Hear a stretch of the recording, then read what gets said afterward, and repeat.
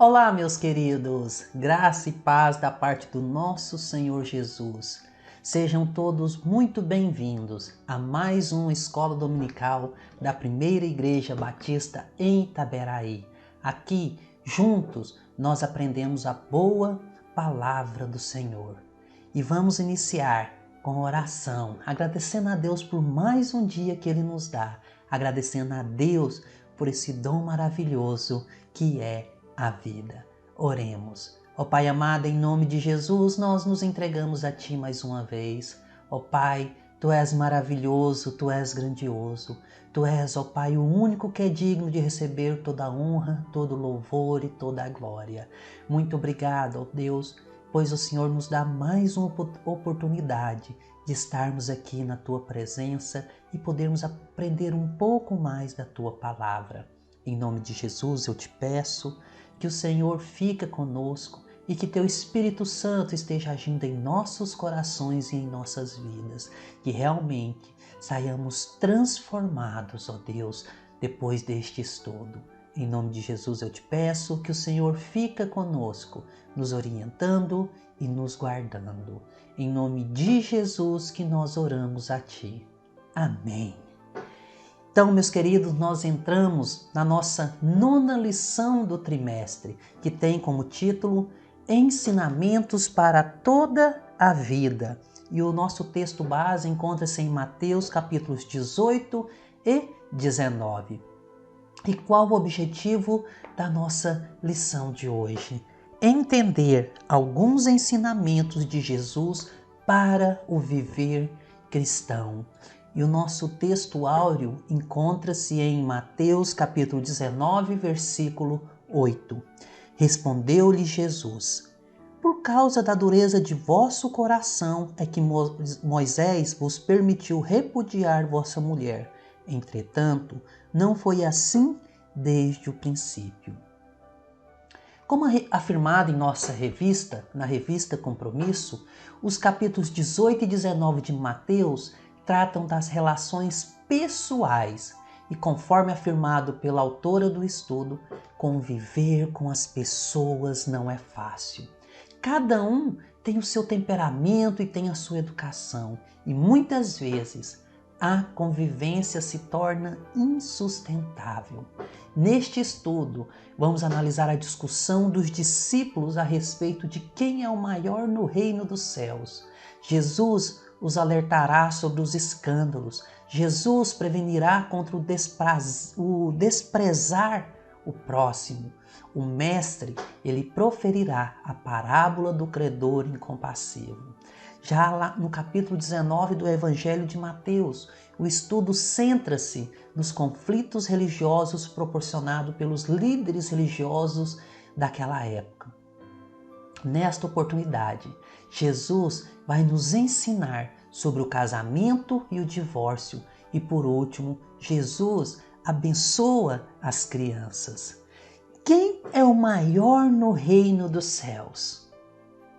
Então, esta era a pergunta e a preocupação dos discípulos. Jesus então usou uma criança para ajudar os seus egocêntricos discípulos a entenderem o assunto. Jesus nos ensina que a humildade é o portal de entrada no reino dos céus. No reino dos céus, os valores estão invertidos.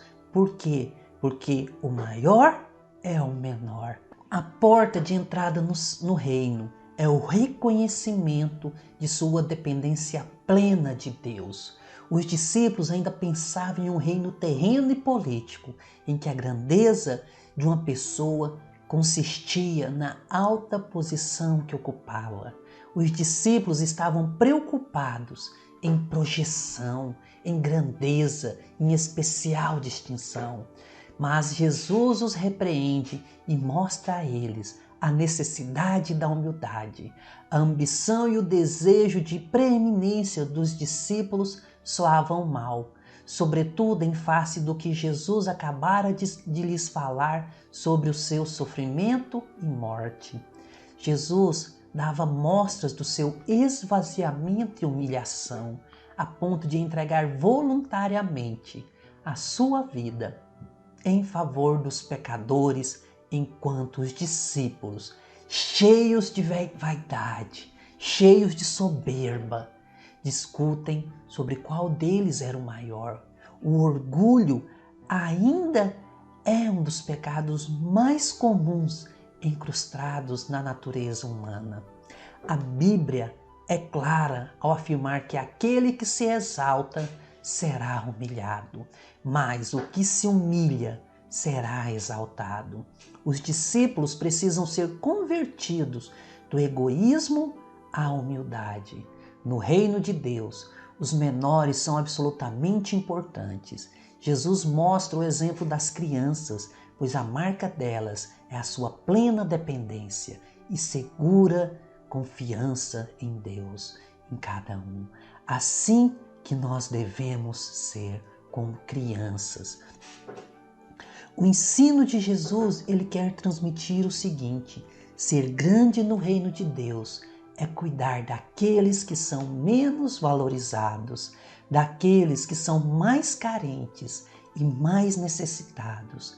Jesus também advertiu os discípulos sobre as duas maneiras de fazer os outros cometerem pecados: por meio da tentação e da negligência, ou então pela depreciação. Não podemos ser pedra de tropeço para alguém.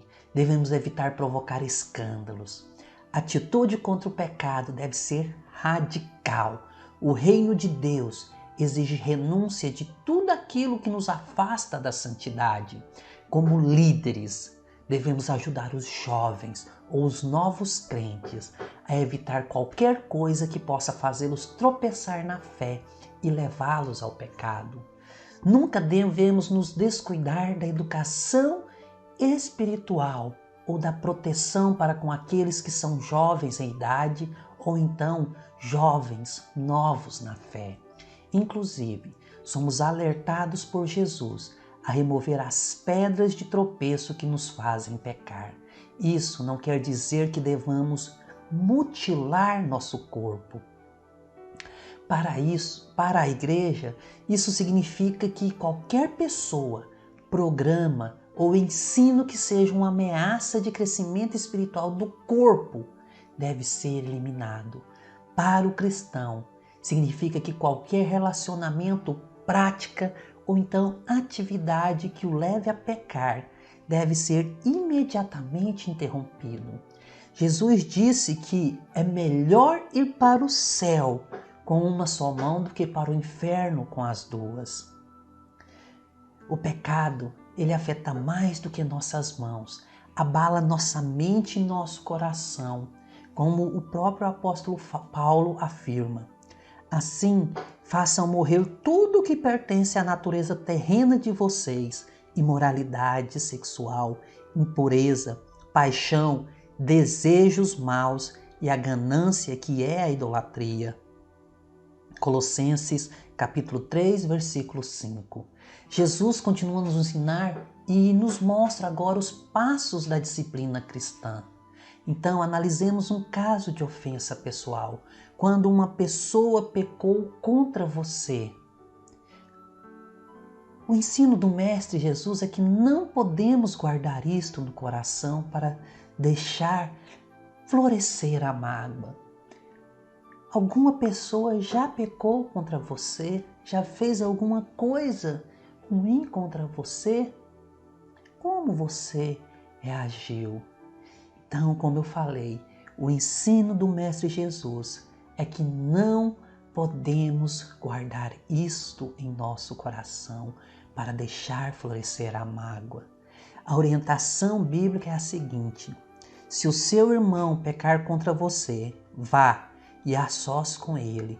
Mostre-lhe o erro. Se ele o ouvir, você ganhou o seu irmão. Mas se ele não o ouvir, leve consigo mais um ou dois outros, de modo que qualquer acusação seja confirmada pelo depoimento de 2 ou 3 testemunhas. Mateus capítulo 18, versículos 15 e 16. Aqui Jesus enfatiza o relacionamento com os irmãos da igreja. Não é contra os incrédulos, não. É com os irmãos da igreja. Os pecados cometidos contra você e não contra outras pessoas. A resolução dos conflitos no contexto da igreja e não na comunidade em geral. As palavras de Jesus não dão permissão para um ataque frontal a cada um que nos ofenda ou então nos despreza.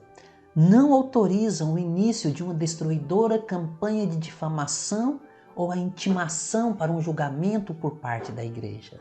As palavras de Jesus, elas foram destinadas a reconciliar aqueles que estão em desacordo, para que todos os cristãos possam viver em harmonia. Quando alguém nos ofende ou nos causa algum agravo, geralmente fazemos o oposto daquilo que Jesus recomenda. Afastamo-nos daquela pessoa com ódio ou ressentimento. Procuramos a vingança ou envolvemos-nos em mexericos, em fofocas. No entanto, primeiro devemos procurar tal pessoa, por mais difícil que isso possa parecer. Depois, o que devemos fazer? Devemos perdoá-la tantas vezes quantas forem necessárias. Esta atitude criará uma melhor oportunidade para a restauração do relacionamento. Jesus ainda nos adverte dizendo: digo-lhes a verdade, tudo o que vocês ligarem na terra terá sido ligado no céu, e tudo o que vocês desligarem na terra terá sido desligado no céu. Mateus 18, versículo 18. Mas o que Jesus está querendo ensinar? Então aqui Jesus quer nos mostrar que esta autoridade para ligar e desligar se refere às decisões da igreja quanto aos conflitos com seus membros. Entre os cristãos não existe um tribunal de apelação além da igreja. Então não existe nenhum outro tribunal, não. É apenas a igreja. Assim, o ideal é que as decisões congregacionais sejam guiadas por Deus e baseadas no discernimento de sua palavra, pois os cristãos devem levar seus problemas ao conhecimento da igreja e esta tem a responsabilidade de usar a orientação divina para procurar a solução dos conflitos. Resolver os problemas conforme a vontade de Deus causará impacto agora e para todo sempre, para toda a eternidade. Assim, o Senhor Jesus passa a contar uma parábola para ilustrar os efeitos do perdão. Temos agora a parábola do credor incompassivo, ou seja, aquele credor cruel que não buscou exercitar o perdão para com seu conservo, já que anteriormente ele fora alvo do perdão do seu credor. Vejamos o que podemos extrair dessa parábola. Como já foi afirmado, a tônica aqui é o perdão, que a ideia é que devemos perdoar nosso irmão da mesma medida em que fomos perdoados por Deus. Não podemos nos esquecer que fomos perdoados de uma dívida impagável. Pedro perguntou a Jesus: Senhor, quantas vezes deverei perdoar a meu irmão quando ele pecar contra mim? Até 7 vezes? Jesus respondeu: eu lhe digo, não até 7, mas até 70 vezes 7. Mateus capítulo 18, versículos 21 e 22. Cristo aqui faz menção de 70 vezes 7, que dá um total de 490 vezes. De tal forma que sua proposta mostrava que o perdão deve ser oferecido sem limites ou restrições. Pense que devemos perdoar ilimitadamente. Como Deus em Cristo perdoou a mim, perdoou a você. Como Cristo nos perdoou. Na parábola, Jesus ensina que o homem tinha uma dívida impagável. Precisamos entender que no campo espiritual, nenhum ser humano pode saldar a sua dívida com Deus. Todos nós carecemos da misericórdia de Deus para sermos perdoados. Na parábola também nos é mostrado que o perdão de Deus é imerecido, pois o perdão não é merecimento. Nós não merecemos o perdão, mas pela graça nós somos perdoados. Deus nos perdoa não por quem nós somos, mas por quem Ele é. A base do perdão é a graça divina. Nós jamais pagaremos a nossa dívida com Deus. O perdão de Deus é completo, pois dívida perdoada é dívida cancelada. Deus nunca mais lança no nosso rosto os pecados dos quais Ele nos perdoa. O perdão de Deus é baseado em sua compaixão, sendo Ele pura graça. E faço a pergunta: qual o perdão que devemos dar? A resposta a Pedro é desconcertante. Ela extrapola todos os limites da razoabilidade, vai além da capacidade humana. A lição que Jesus apresenta nesta parábola é que recebemos de Deus um perdão infinitamente maior do que aquele que devemos conceder a quem nos deve. Jesus, ele deixa claro que um coração que não perdoa não pode ser perdoado. Importante lembrar que jamais conseguiremos entender o perdão a menos que tenhamos a consciência do perdão que recebemos de Deus. Quando sonegamos perdão às pessoas que nos ofendem, estamos sendo ingratos a Deus. A falta de perdão desperta a ira de Deus. Uma pessoa que não perdoa é imperdoável e está debaixo da ira de Deus. E também a falta de perdão, ele gera uma profunda tristeza às pessoas, onde o coração se fecha para o perdão, não floresce a alegria da comunhão. Quem não perdoa não tem paz. Quem não perdoa não pode orar nem ofertar.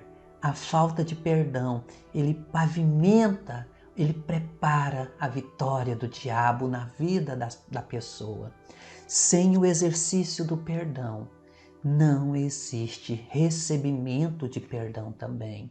Se nós não perdoamos, nós também não seremos perdoados. Quem nega perdão ao irmão não recebe perdão do Pai. O que fica claro na parábola do devedor incompassivo é que somos devedores a Deus. Nenhum de nós pode pagar a própria dívida. Nossa dívida, ela foi paga, motivado pela gratidão. O pecador perdoado, ele deve sempre perdoar aos seus devedores. Agora, Jesus enfrenta os líderes religiosos que os experimentam com relação ao divórcio. O que desejavam os fariseus? Qual a verdadeira intenção deles? Precisamos lembrar que João Batista, o precursor de Jesus, foi aprisionado e morto, e um dos fatores que colaboraram para isso foi sua manifesta opinião sobre o casamento e o divórcio. Assim, os fariseus esperavam apanhar Jesus na mesma armadilha, esperavam que o Mestre Jesus caísse em controvérsias teológicas. Duas escolas de pensamento apresentavam diferentes opiniões sobre o divórcio. Um grupo apoiava o divórcio por qualquer razão, enquanto o outro acreditava que só deveria ser permitido em caso de infidelidade conjugal. Este conflito tinha sua origem em diferentes interpretações do texto lá de Deuteronômio, capítulo 24, versículos de 1 a 4. Entretanto, a resposta de Jesus deu mais ênfase ao casamento do que ao divórcio. Ele afirmou que Deus desejava que o casamento fosse permanente. Jesus ele voltou ao livro de Gênesis.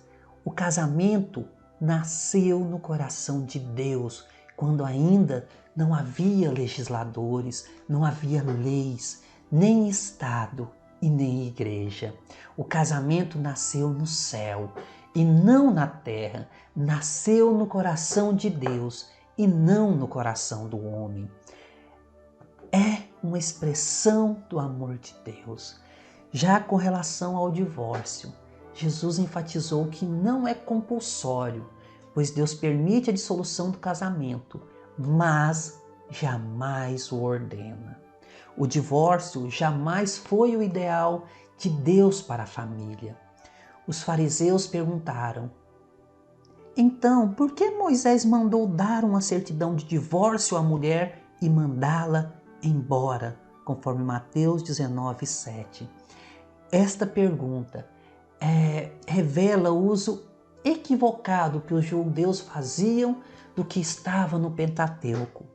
Se um homem se casar com a mulher e depois não a quiser mais, por encontrar nela algo que ele reprova, dará certidão de divórcio à mulher e a mandará embora. Se, depois de sair da casa, ela se tornar mulher de outro homem e o seu segundo marido não gostar mais dela, lhe dará a certidão de divórcio e mandará embora a mulher.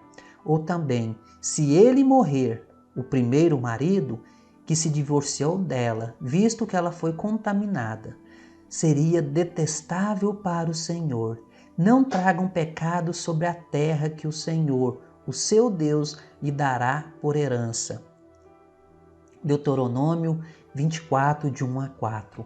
O ensino de Moisés sobre o divórcio nesse texto revela 3 pontos básicos. Primeiro, o divórcio foi permitido, com o objetivo de proibir o homem de tornar a casar-se com a primeira esposa, caso se tivesse se divorciado dela. O propósito da lei era proteger a mulher do primeiro esposo imprevisível e talvez até mesmo cruel. Em segundo lugar, a permissão do divórcio era apenas no caso de um marido encontrar na esposa alguma coisa indecente. Em terceiro lugar, se o divórcio era permitido, também o era o segundo casamento. Os fariseus interpretavam equivocadamente a lei de Moisés sobre o divórcio, como nós já falamos. Eles entenderam o divórcio como um mandamento. Cristo o chamou de uma permissão, uma tolerância. Moisés, ele jamais ordenou o divórcio, ele o permitiu. Moisés permitiu o divórcio em razão da obstinação do coração humano e não em virtude de sua aprovação como algo bom e recomendável pela lei.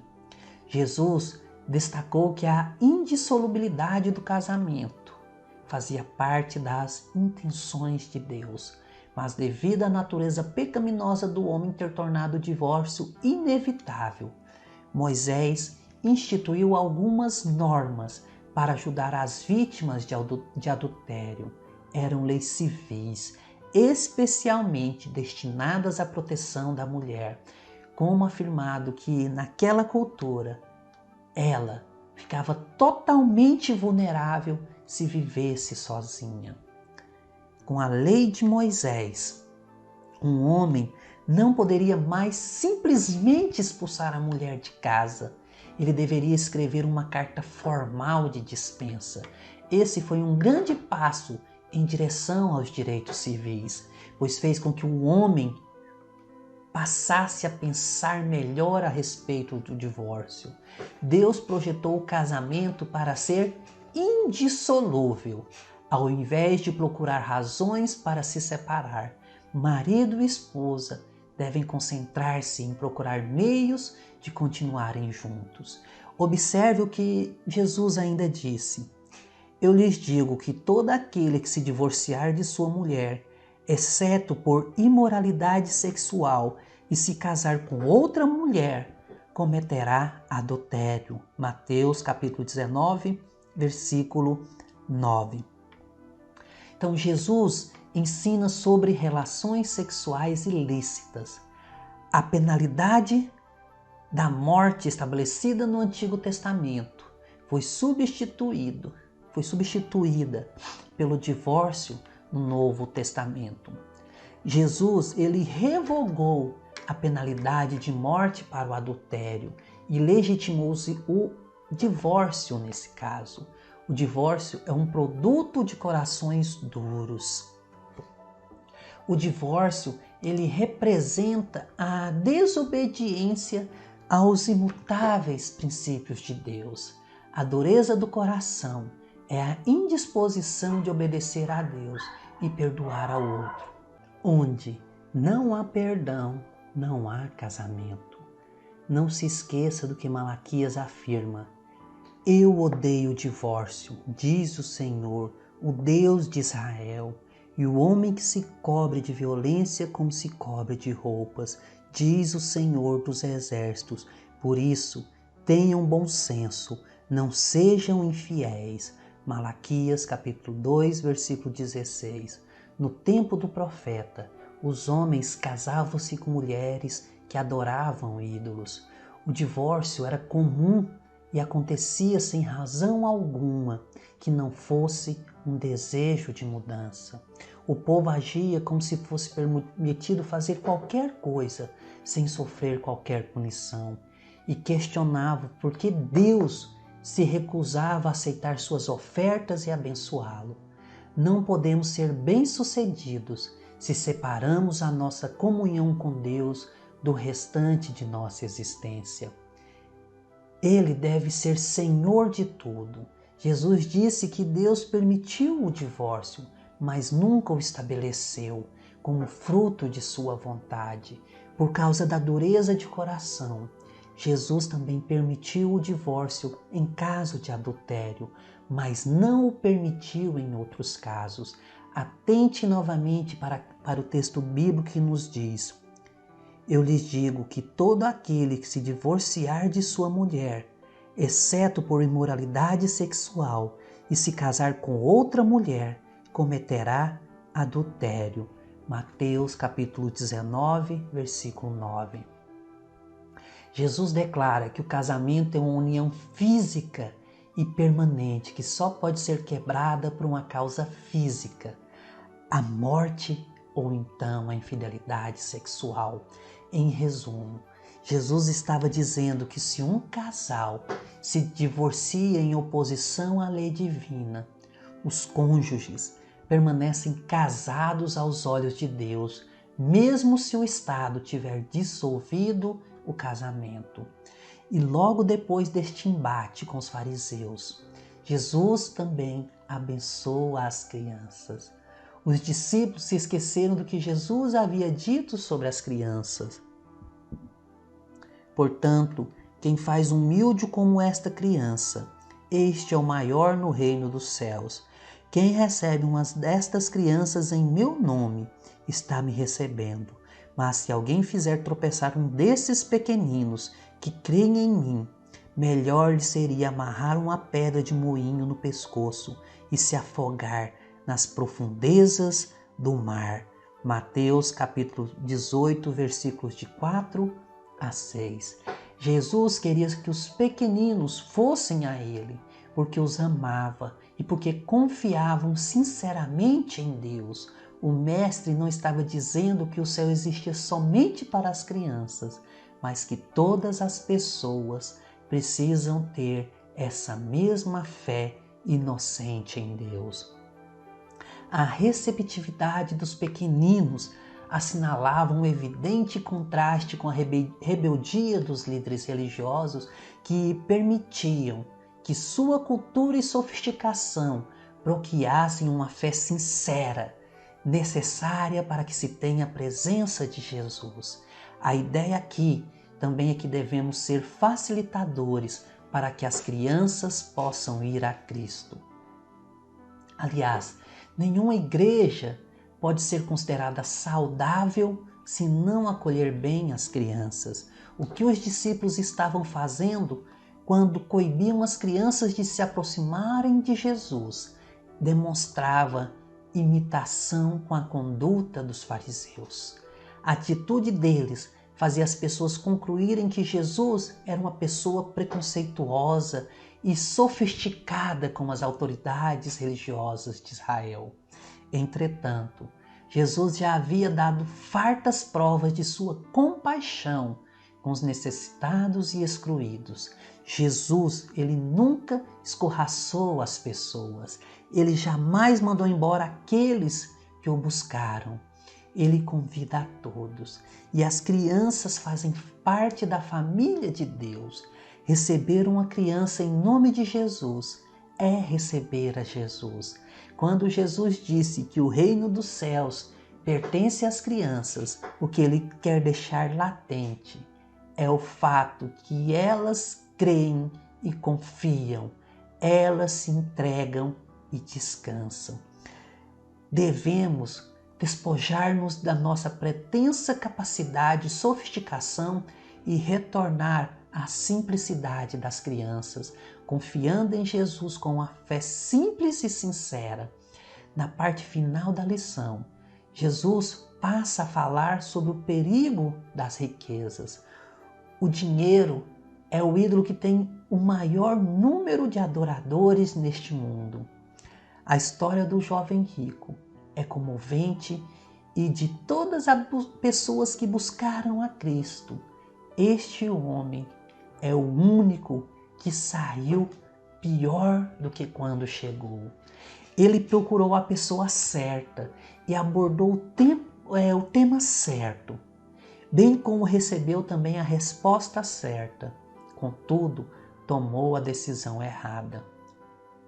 Jesus deixou bem claro para o rapaz que o procurou que a salvação é para aqueles que estão dispostos a abandonar tudo. O jovem mencionado por Mateus tinha toda a sua vida pela frente e toda a oportunidade de investir o seu futuro no reino dos céus.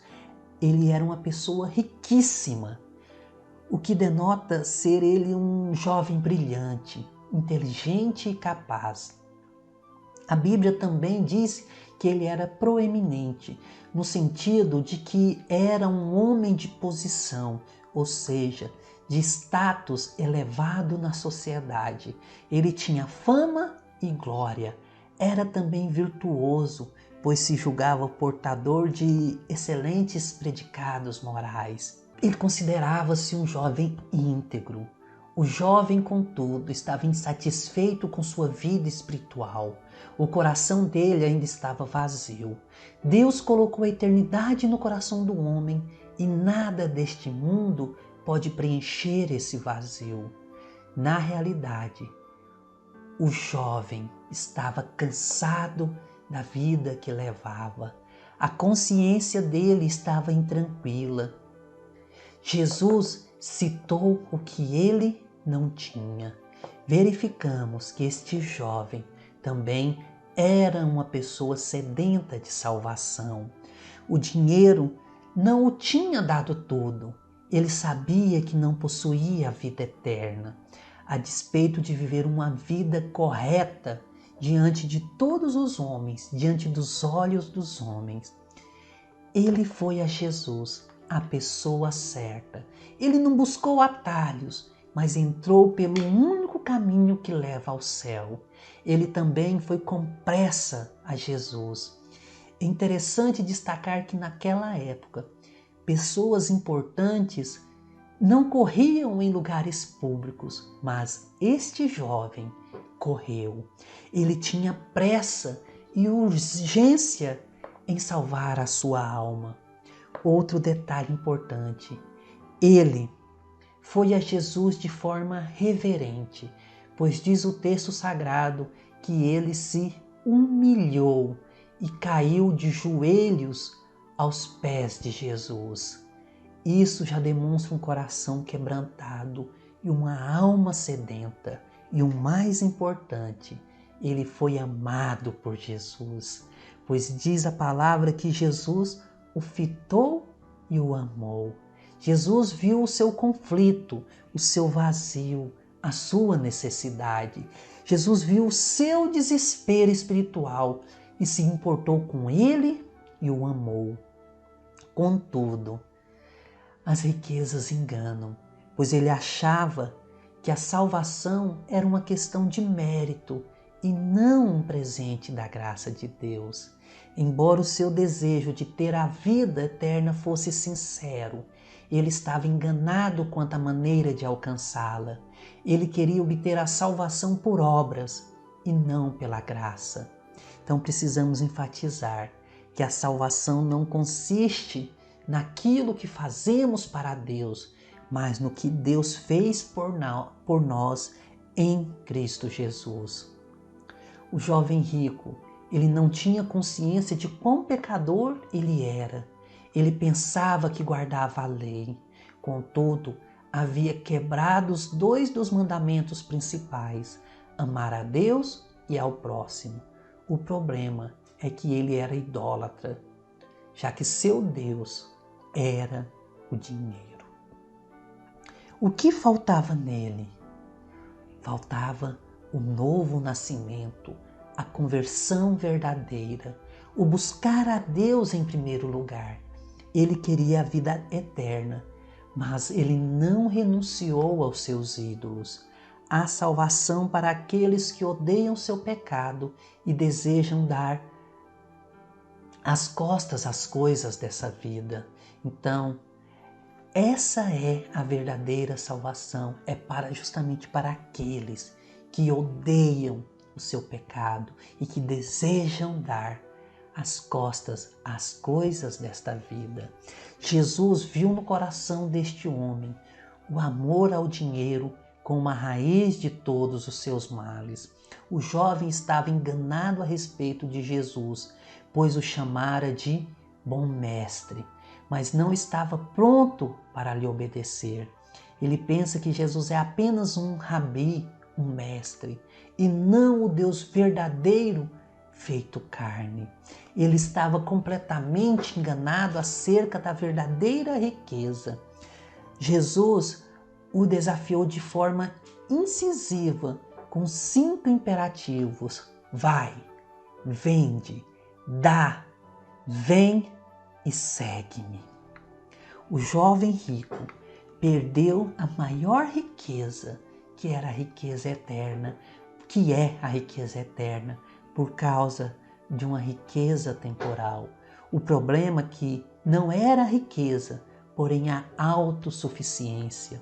O problema não é ter dinheiro, mas o dinheiro nos ter. O problema não é a riqueza, mas ter a riqueza como um substituto de Deus. A confiança em Deus implica o abandono de todos os ídolos. Jesus nunca condenou a riqueza, porém a confiança nela. Jesus ainda afirmou: e lhes digo ainda, é mais fácil passar um camelo pelo fundo de uma agulha do que um rico entrar no reino de Deus. Mateus capítulo 19, versículo 24. O camelo era o maior animal ali da Palestina e o fundo de uma agulha o menor orifício conhecido na época. Por meio dessa comparação, Jesus deseja expressar o impossível. Os discípulos que estavam próximos ficaram aturdidos.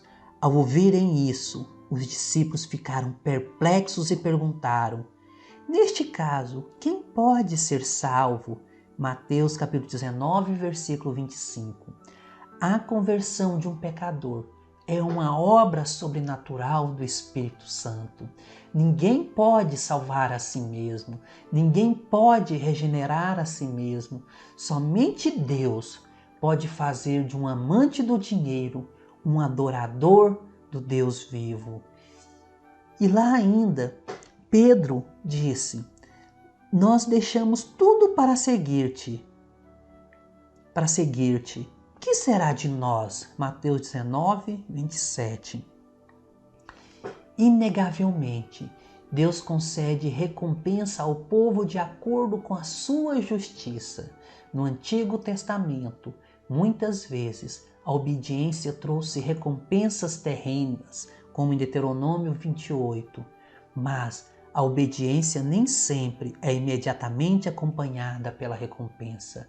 Se assim fosse, os bons sempre seriam ricos e o sofrimento seria sinal de pecado. Como cristãos, nossa recompensa é o poder de Cristo por intermédio de seu Espírito Santo que habita em cada um de nós.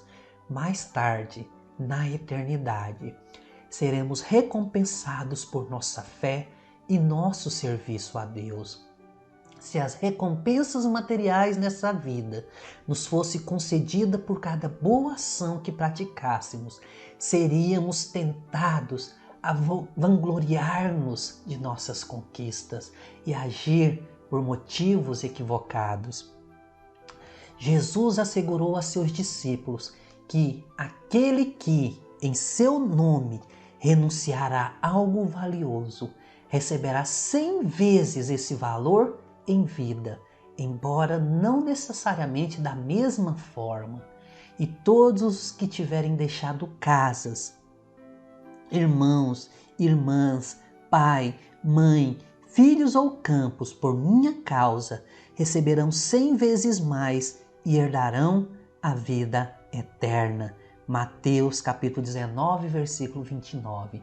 Por exemplo, uma pessoa pode ser rejeitada por sua família natural por aceitar a Cristo, mas será recompensada por passar a fazer parte de uma família muito maior, que é a família espiritual.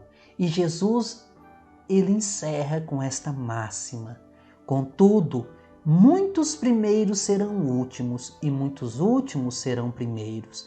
Mateus 19:30. Jesus, ele contrariou os valores do mundo. Pense nas pessoas mais poderosas e conhecidas.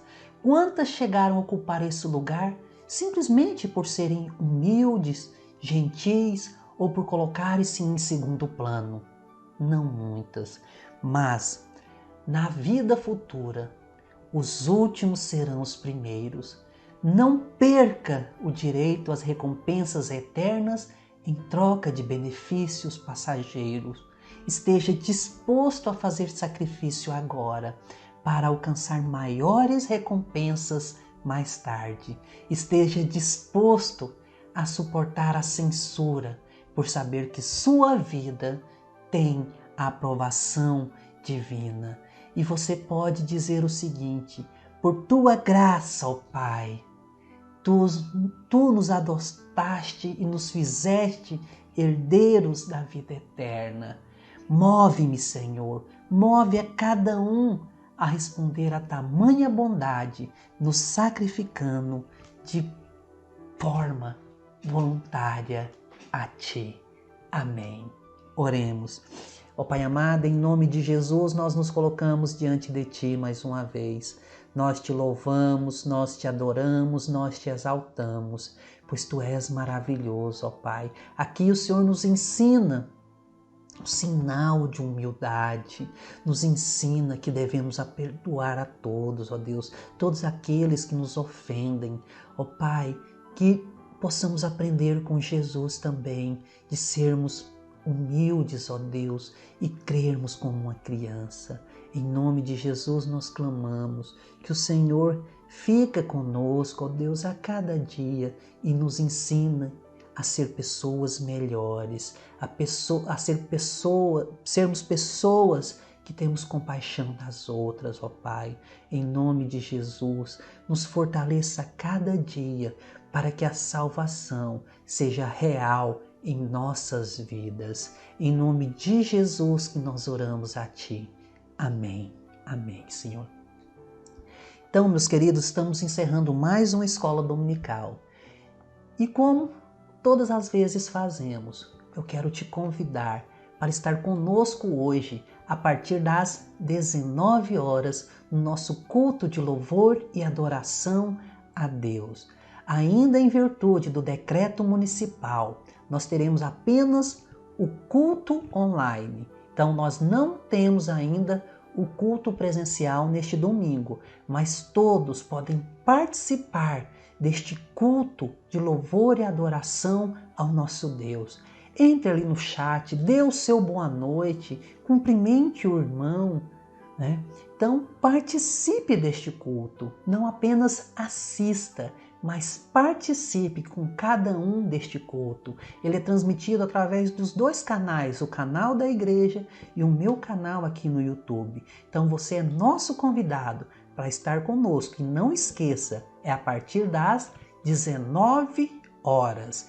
19 horas começa o nosso culto de louvor e adoração ao nosso Deus. E eu me despeço de vocês, clamando a Deus que o Senhor dê uma semana abençoada a cada um. E que onde você for, ali as pessoas possam sentir a presença de Deus. O Senhor te abençoe e te guarde. O Senhor faça resplandecer o seu rosto sobre ti e tenha misericórdia de ti. O Senhor sobre ti levante o seu rosto e te dê paz. Amém.